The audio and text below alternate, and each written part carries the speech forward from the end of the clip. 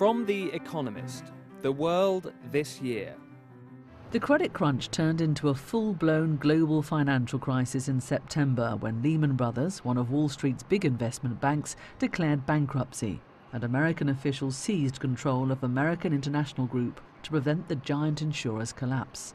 As panic spread, governments engineered the rescue of distressed banks or took them over directly. By the end of the month, the remaining big Wall Street houses had either been absorbed by others or become bank holding companies. America and Europe reacted to the unfolding crisis by unveiling broad bailout packages for the financial system. After a battle in Congress, America extended $700 billion in funding. With credit markets frozen, central banks took emergency steps to boost liquidity. The global stock market gains of recent years were wiped out. Hopes that emerging markets would remain buoyant during a downturn in the West were dashed when markets plummeted in China, India, Russia and elsewhere. Events in the markets helped propel Barack Obama to a big win in America's presidential election. John McCain, Mr. Obama's Republican rival, was widely judged to have fumbled his response to the crisis.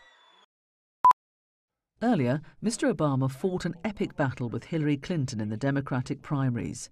Mrs. Clinton was given the job of Secretary of State in the Obama administration, which starts work on January 20th.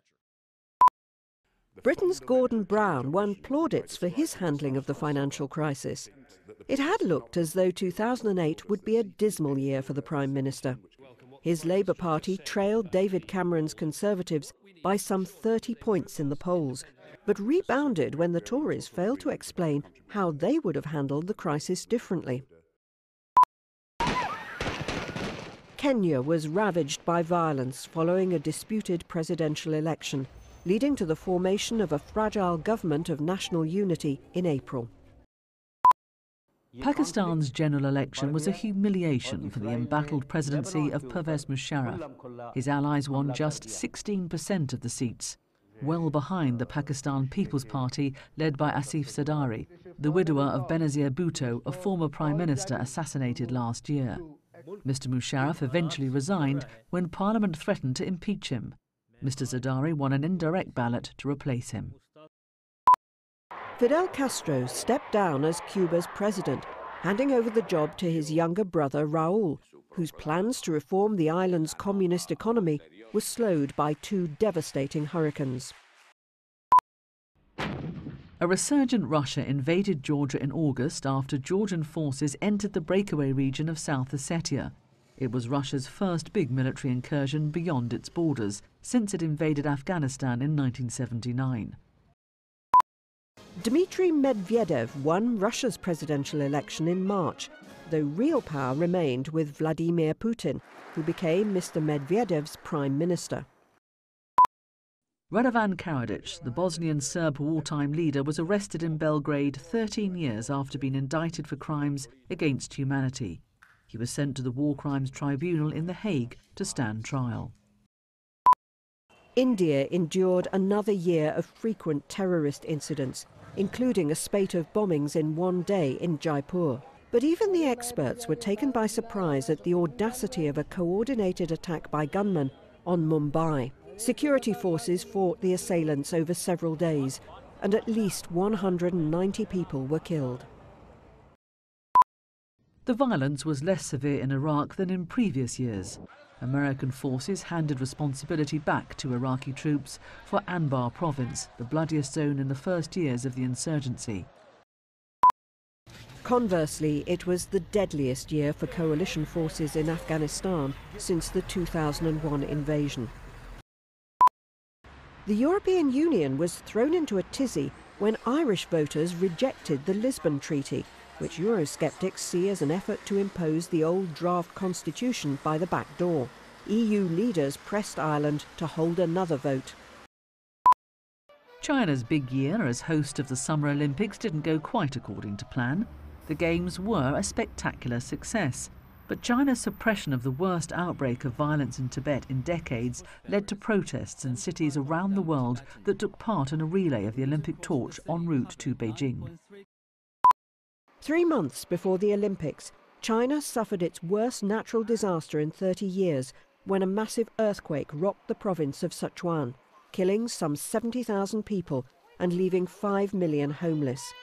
China launched an all-out rescue effort that was widely praised.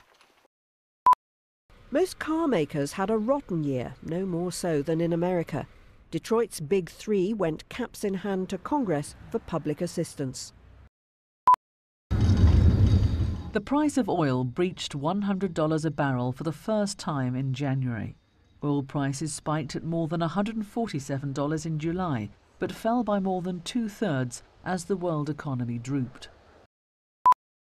Canada's Stephen Harper failed to win a parliamentary majority for his Conservative government. 2 months after the election, the Prime Minister had to suspend Parliament to avoid being ousted by the opposition. Robert Mugabe won a presidential runoff election in Zimbabwe after his opponent, Morgan Tsvangirai, who won the first round, pulled out because of intimidation. A power-sharing deal gave the Prime Minister's job to Mr Tsvangirai. Conditions remained miserable for most Zimbabweans. Inflation officially ran at hundreds of millions %, and cholera swept the country. Thabo Mbeki was ejected by the African National Congress from his post as South Africa's president. Jacob Zuma, the ANC's party leader, seems likely to win the job in 2009, provided that continuing court cases don't ensnare him.